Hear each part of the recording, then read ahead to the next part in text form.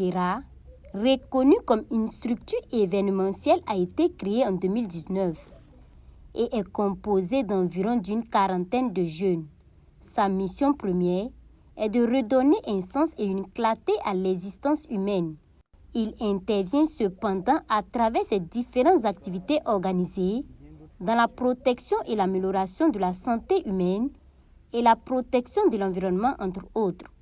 Nous intervenons dans plusieurs domaines. Il y a l'environnement, où nous organisons des campagnes environnementales et de sensibilisation également. Dans le sport, nous avons aussi les formations que nous organisons. Il y a plusieurs formations. Nous avons aussi la transformation agroalimentaire. Face aux menaces climatiques et à la dégradation continue de l'environnement, il est plus qu'urgent de mener des actions allant dans le sens de la protection de ce bien commun qu'est l'environnement. C'est dans ce sens que ces jeunes se sentent engagés. L'environnement, c'est comme notre maman. Nous sommes nés trouver cet environnement. Et dans les années passées, ce n'était pas dégradé jusqu'à ce point. Aujourd'hui, nous remarquons que c'est tellement dégradé que même pendant la chaleur, vous avez vu récemment le calcul en mars-avril, c'était chaud, il y a des gens qui ont perdu la vie. Nous remarquons que les gens détruisent beaucoup les arbres, soit pour faire du bois de chauffe, pour leurs besoins et tout. Donc, il était bon de corriger cela. Nous sommes des jeunes, nous avons la volonté. Ce que nous pouvons faire pour accompagner, pour stopper, pour diminuer, nous allons le faire.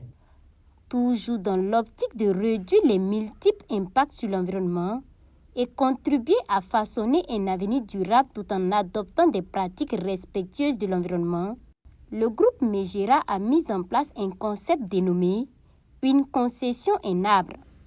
L'idée ici pour ces jeunes, c'est de vraiment participer à la protection de l'environnement et à la restauration du couvert végétal à travers des activités de reboisement, de sensibilisation et de formation, entre autres. D'ailleurs, plus de 1000 plants seront mis en terre à l'occasion de la 4e édition du camp vacances de reboisement prévu se tenir en août prochain. Nous avons décidé de reboiser, pas seulement de reboiser, mais d'éduquer. C'est bien si on reboise, mais c'est encore mieux si on éduque, parce que quand on éduque, ça perdure dans le temps. Et quand on éduque également, ça reste même avec les petits-enfants. Et nous plantons dans les concessions, raison pour laquelle une concession, un arbre. Cette année encore, nous apportons beaucoup d'innovation. Non seulement sur le plan, formation, connaissance. Cette année, nous aurons une formation en recyclage de pneus. Les bois que nous coupons, bien sûr, ce n'est pas une bonne chose. Raison pour laquelle nous voulons faire une formation aussi en fabrication de charbon écologique. Nous aurons également une formation en culture hors sol. Dans la mise en œuvre de ces différentes activités, le groupe Megera dit être confronté à des difficultés. Des difficultés qui sont aussi bien liées au manque de matériel que de ressources financières. Pascal Sawadogo, par la voix de ses camarades, lance une invite à l'endroit du gouvernement ainsi qu'à ses partenaires au développement de les accompagner. Très sincèrement, et très sérieusement, très ouvertement, je le dis, nous avons besoin d'accompagnement. Nous essayons de faire le tour des régions. Et partout où nous allons, nous voulons laisser des traces. Laisser des traces, ce n'est pas seulement le nom que nous allons faire, mais les actions que nous posons. En réalité, nous qui sommes, sur le terrain, nous qui rencontrons les gens, nous voyons qu'en réalité, ils ont besoin des plantes. Et d'autres pensent que nous qui donnons les plantes, nous sommes peut-être financés par l'État, mais c'est l'État qui nous a envoyés. Et d'autres nous disent, tu pars d'une maison, il veut réclamer peut-être 3 plantes. Nous avons un objectif et des objectifs. Et pour les atteindre, il faut charbonner.